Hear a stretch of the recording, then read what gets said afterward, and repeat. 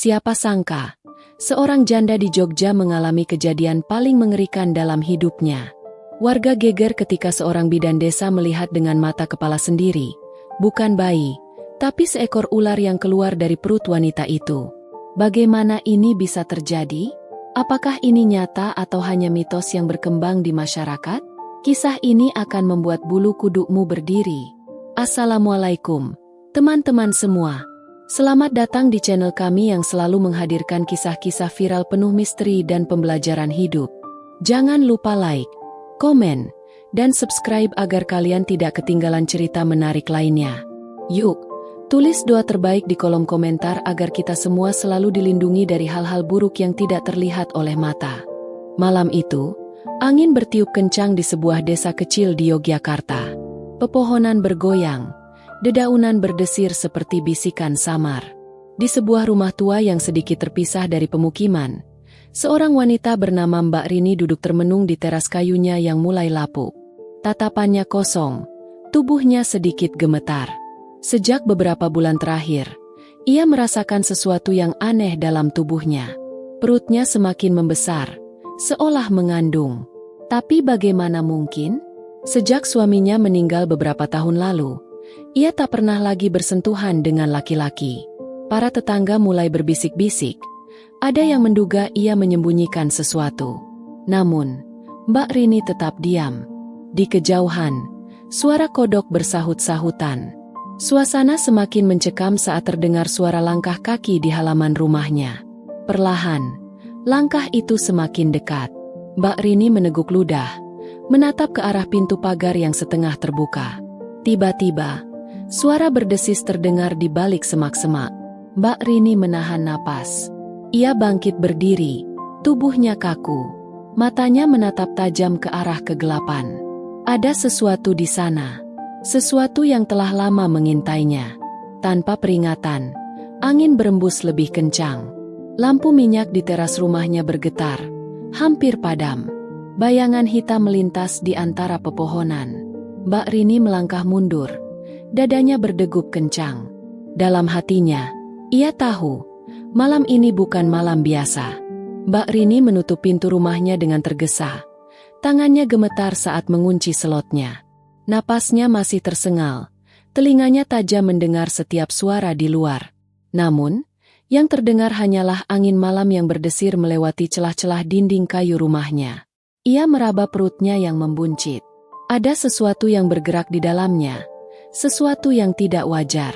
Ia menggigit bibir, mencoba menahan kepanikan. Matanya mulai basah, hatinya diliputi ketakutan yang semakin menggigit. Dari luar rumah, suara langkah kaki kembali terdengar. Kali ini lebih jelas, lebih berat. Mbak Rini memejamkan mata, berusaha berpikir jernih. Ia tahu bahwa semua ini bukan kebetulan. Sejak beberapa bulan lalu, ia merasakan keanehan dalam hidupnya. Keanehan yang seolah mengejarnya, menyelimutinya dalam bayang-bayang yang menakutkan. Mbak Rini duduk di sudut kamar, memeluk lututnya erat-erat. Bayangan masa lalu mulai berkelebat dalam pikirannya. Ia teringat malam itu, malam ketika ia mendatangi sungai tua di ujung desa. Malam ketika ia berbisik dengan suara lirih, meminta sesuatu yang kini ia sesali. Tiba-tiba, suara ketukan terdengar dari jendela. Ketukan perlahan, ritmis, seolah seseorang atau sesuatu berusaha memberitahu bahwa ia tidak sendirian. Jantungnya hampir berhenti. Ia menatap ke arah jendela dengan napas tersengal. Cahaya remang dari lampu minyak membuat bayangan di luar terlihat samar. Tapi ada sesuatu di sana. Sebuah bentuk yang tidak seharusnya ada. Dan saat itu juga, terdengar suara berdesis. Sesuatu telah datang menemuinya. Mbak Rini tidak bisa bergerak. Tubuhnya membeku. Napasnya tercekat di tenggorokan. Di luar jendela, bayangan itu semakin jelas. Sebuah sosok tinggi dengan mata yang memantulkan cahaya remang, menatapnya dalam diam. Ketukan di jendela kembali terdengar. Kali ini lebih keras. Seolah sesuatu di luar sana tidak sabar menunggu. Rini. Suaranya lirih, hampir seperti bisikan, tapi cukup jelas untuk membuat bulu kuduk Mbak Rini berdiri. Ia menutup mulut dengan tangannya, menahan jeritan yang hampir meluncur keluar. Tidak ada yang tahu namanya sejak ia mengasingkan diri dari warga desa. Tidak ada yang seharusnya tahu ia ada di rumah ini, kecuali sesuatu yang telah lama mengintainya. Perutnya kembali berdenyut. Sesuatu di dalamnya bergerak liar, membuat rasa sakit menjalar ke seluruh tubuhnya. Ia terjatuh ke lantai, menggigit bibirnya kuat-kuat. Keringat dingin membasahi pelipisnya. Ketukan di jendela berubah menjadi cakaran. Kuku tajam menyeret kaca, menciptakan suara mengerikan yang menusuk telinga. Mbak Rini menoleh dengan mata membulat. Dan di balik kaca yang buram, sesuatu merayap turun. Tubuhnya panjang, bersisik, dengan tatapan yang tidak manusiawi. Mbak Rini membeku. Ia mengenali sosok itu. Ia tahu apa yang datang menjemputnya malam ini. Sebuah janji yang pernah ia buat, kini menuntut balasan. Mbak Rini terjatuh ke lantai. Tangannya mencengkeram perutnya yang terasa semakin berat. Rasa sakit itu semakin menjadi, seperti ada sesuatu yang ingin keluar dari dalam tubuhnya. Ia ingin berteriak, tapi suara itu tercekat di tenggorokan. Di luar jendela, sosok bersisik itu masih menatapnya. Matanya menyala dalam kegelapan. Cakaran di kaca semakin keras, seperti menuntut agar pintu dibuka. Mbak Rini mulai menangis. Tubuhnya menggigil. Ia tahu malam ini adalah akibat dari sesuatu yang pernah ia lakukan. Bertahun-tahun lalu, saat kesedihannya memuncak karena kehilangan suami dan tak kunjung dikaruniai anak, ia pergi ke tepian sungai Winongo. Konon, ada ritual lama yang bisa dilakukan di sana. Ritual yang katanya bisa mengabulkan segala permintaan. Malam itu, dalam gelap yang hanya diterangi cahaya bulan, Mbak Rini berbisik di tepian sungai. Ia meminta seorang anak. Ia tak peduli bagaimana caranya, asal bisa merasakan menjadi seorang ibu. Sungai itu tenang, tak ada yang terjadi.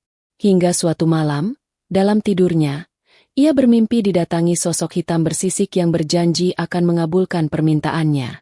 Syaratnya hanya satu, ia harus menerima anak yang diberikan kepadanya, apapun wujudnya. Mbak Rini terbangun dengan keringat bercucuran. Ia mengira semua itu hanya mimpi, sampai perutnya mulai membesar tanpa sebab. Dan kini, di malam yang mencekam ini, janji itu harus ditepati. Ketukan di pintu menggema, kali ini lebih keras. Suara berdesis terdengar dari celah-celah rumahnya. Sesuatu di luar sana menunggu kelahirannya. Mbak Rini menggigit bibirnya. Tubuhnya kejang menahan rasa sakit yang semakin menjadi. Perutnya bergerak tak wajar, seperti ada sesuatu yang menggeliat di dalamnya.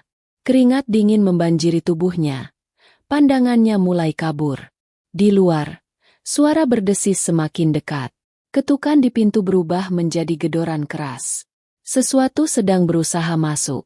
"Aku datang." Suara itu berbisik. Suara yang pernah ia dengar dalam mimpi bertahun-tahun lalu.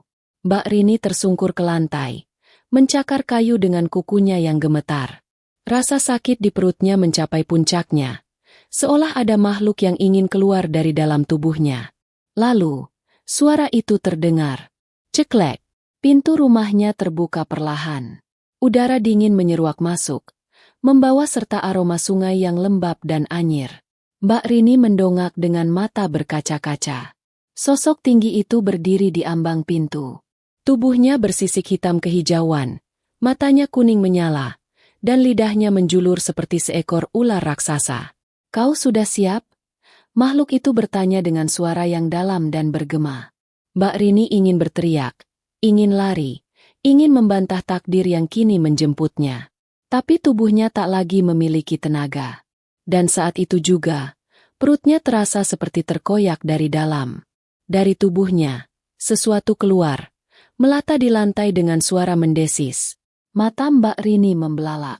Air matanya jatuh tanpa suara. Anak yang ia inginkan telah lahir, tapi bukan manusia. Ruangan itu dipenuhi suara mendesis.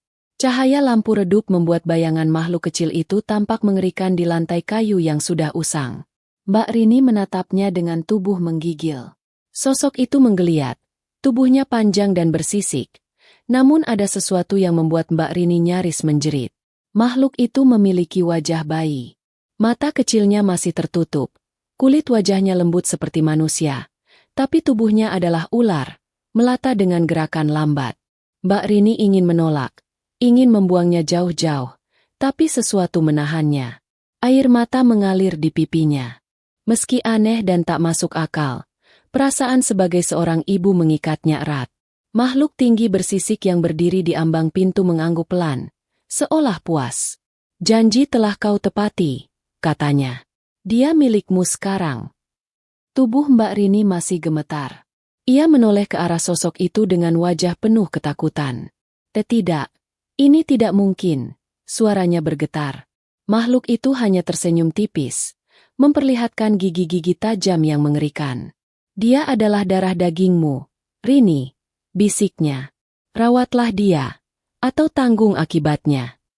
Seketika, angin dingin menyapu ruangan. Makhluk itu berbalik dan melata keluar, menghilang dalam kegelapan. Kini, hanya ada Mbak Rini dan bayi ular itu. Dan saat suara tangis pelan terdengar dari makhluk kecil di hadapannya, Mbak Rini tahu, hidupnya tak akan pernah sama lagi. Mbak Rini terduduk di lantai, tubuhnya lunglai. Makhluk kecil di hadapannya menggeliat, mengeluarkan suara desisan pelan yang bercampur dengan tangisan bayi. Matanya yang kuning perlahan terbuka, menatap Mbak Rini dengan sorot yang tak dapat ia pahami. Hatinya berkecamuk. Ini adalah anaknya, sesuatu yang lahir dari dalam tubuhnya. Tapi bagaimana mungkin ia bisa menerima kenyataan ini? Bagaimana mungkin ia bisa hidup dengan sosok yang bukan manusia? Tiba-tiba, udara di dalam rumah terasa berubah. Lampu-lampu berkedip lemah, dan bayangan di sudut-sudut ruangan bergerak sendiri. Mbak Rini merasa ada sesuatu yang tidak beres. Kemudian, suara ketukan terdengar. Bukan dari pintu utama, tapi dari jendela kamar. Mbak Rini menoleh dengan napas tersengal. Ketukan itu terdengar lagi. Kali ini lebih kuat, diiringi suara gemerisik dari luar. Dengan tangan gemetar, ia bangkit dan melangkah perlahan menuju jendela. Saat ia membuka tirai, jantungnya hampir berhenti. Di luar, berdiri seorang perempuan tua dengan wajah penuh luka dan mata yang kosong. Bibirnya bergerak, seperti menggumamkan sesuatu. Rini, kau harus segera mengembalikannya. Mbak Rini tersentak mundur. Siapa? Siapa Anda? Perempuan itu menempelkan telapak tangannya ke kaca jendela. Napasnya berembun di permukaan dingin itu. Kau telah melakukan kesalahan besar. Kau menerima sesuatu yang bukan milikmu. Mbak Rini menggeleng. Tapi ini anakku. Perempuan itu menatapnya tajam. Itu bukan anak manusia. Itu adalah bagian dari perjanjian yang telah kau buat bertahun-tahun lalu. Jika kau membesarkannya, ia akan mengambil seluruh hidupmu. Perlahan, tapi pasti. Mbak Rini merasa tubuhnya melemah. Kata-kata perempuan itu begitu nyata, begitu menakutkan. Tapi bagaimana mungkin ia bisa menyerahkan makhluk kecil itu setelah semua yang ia lalui? Jika kau tidak mengembalikannya sebelum fajar, kau tidak akan bisa lepas selamanya. Mbak Rini menggigit bibirnya. Jantungnya berdebar cepat. Di belakangnya, suara desisan terdengar lagi. Saat ia menoleh, ia melihat makhluk kecil itu menatapnya dengan mata berbinar. Dan tiba-tiba, tubuhnya mulai berubah. Bayi ular itu perlahan tumbuh di hadapan Mbak Rini. Tubuhnya yang tadinya kecil kini membesar. Sisiknya menghitam pekat. Matanya semakin bersinar menyerupai bara api. Mbak Rini menjerit dan mundur. Tapi kakinya tersandung kursi. Ia terjatuh, menatap makhluk itu dengan wajah penuh ketakutan. Dari balik jendela, perempuan tua tadi berteriak. Cepat! Lemparkan dia ke sungai sebelum semuanya terlambat. Mbak Rini bingung. Bagaimana mungkin ia bisa melakukan itu? Ini anaknya, bukan? Tapi sesuatu di dalam dirinya mengatakan bahwa ia harus memilih. Makhluk itu kini mendesis lebih keras. Tubuhnya terus bertumbuh hingga memenuhi hampir seluruh ruangan. Mbak Rini bisa merasakan hawa panas yang keluar dari mulutnya. Dan saat itu juga, makhluk itu berbicara. Ibu. Suaranya berat, Seperti dua suara berbicara dalam satu waktu. Mata Mbak Rini membelalak. Kak, kau bisa bicara? Makhluk itu tersenyum, memperlihatkan gigi-gigi tajamnya. Aku sudah lama menunggumu. Aku akan membawamu ke tempatku. Mbak Rini menelan ludah. Tempatmu? Makhluk itu menjulur ke arahnya. Wajahnya semakin dekat. Kau akan tinggal bersamaku di dasar sungai. Aku sudah menyiapkan tempat untuk kita. Saat itu, Mbak Rini sadar. Ini bukan lagi tentang kasih sayang seorang ibu kepada anaknya. Ini tentang hidup dan mati. Dengan sisa tenaga yang ia miliki, ia bangkit dan berlari menuju pintu. Tapi makhluk itu lebih cepat. Ekornya melilit pergelangan kaki Mbak Rini, menariknya kembali. Mbak Rini menjerit, berusaha melepaskan diri. Perempuan tua di luar rumah itu berteriak, "Bawa dia ke sungai sekarang juga. Itu satu-satunya cara." Mbak Rini tahu ia tak punya banyak pilihan. Dengan sekuat tenaga, ia meraih pisau dapur yang ada di meja dan menancapkannya ke ekor makhluk itu. Makhluk itu melolong keras. Sisiknya terluka. Darah hitam mengucur dari tubuhnya. Mbak Rini tak menyia-nyiakan kesempatan. Ia menarik kakinya, bangkit, lalu berlari keluar rumah. Makhluk itu mengaum, menggeram marah. Ia mengejar Mbak Rini, melata dengan kecepatan yang tak masuk akal. Di luar, perempuan tua tadi menuntun Mbak Rini menuju sungai. Napas Mbak Rini tersengal, tubuhnya dipenuhi keringat. Saat mereka tiba di tepian sungai Winongo, perempuan itu berbisik, "Lempar dia ke dalam air, lalu bacalah doa ini." Ia menyebutkan sesuatu yang terdengar asing bagi Mbak Rini, tapi tak ada waktu untuk bertanya. Makhluk itu melompat, hendak menerkam Mbak Rini. Dengan sekuat tenaga, Mbak Rini menghindar dan meraih tubuh makhluk itu. "Aku minta maaf." Dan ia mendorongnya ke dalam sungai. Begitu tubuh makhluk itu menyentuh air, suara jeritan menggema di seluruh penjuru malam. Gelombang besar muncul, membuat sungai itu bergolak seakan marah. Mbak Rini berlutut, membaca doa yang diberikan perempuan tua tadi. Tangannya gemetar, air mata jatuh di pipinya. Sungai itu semakin liar. Cahaya merah muncul dari dalam air. Lalu perlahan, segalanya menjadi sunyi. Mbak Rini membuka matanya. Makhluk itu telah menghilang. Perempuan tua itu mengangguk. "Kau telah menyelesaikannya." Mbak Rini menatap sungai itu dengan perasaan campur aduk. Ia kehilangan sesuatu yang tak pernah benar-benar ia miliki. Tapi ia juga tahu, jika ia tetap mempertahankan makhluk itu, dirinya akan hancur. Ia menoleh ke arah perempuan tua itu, ingin berterima kasih. Tapi perempuan itu telah menghilang. Angin dingin berhembus pelan, membawa serta suara gemericik air sungai. Mbak Rini tahu, malam ini adalah awal dari kehidupan barunya. Apa pelajaran yang bisa kita ambil? Kisah ini mengajarkan kita untuk selalu bersabar dalam menghadapi kehidupan dan tidak mudah tergoda oleh janji-janji yang terlihat menguntungkan, tetapi berujung petaka. Jangan lupa like, komen, dan subscribe. Dan tulis, "Amin," di kolom komentar sebagai doa agar kita semua dijauhkan dari godaan makhluk yang tidak terlihat. Sampai jumpa di kisah selanjutnya.